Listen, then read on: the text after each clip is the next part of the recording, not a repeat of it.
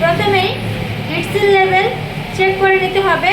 এরপর সাইজ অনুযায়ী West belt measurement করে নিতে হবে।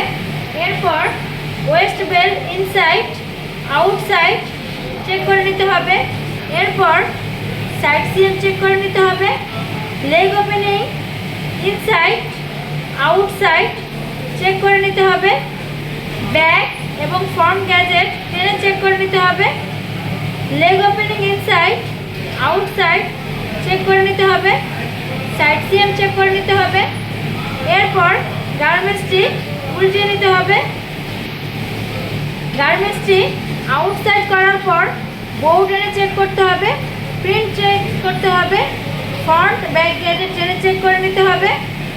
অয়েল ডার্টি স্পট চেক করে নিতে হবে। এরপর গার্মেন্টসটির ব্যালেন্সি চেক করে নিতে হবে।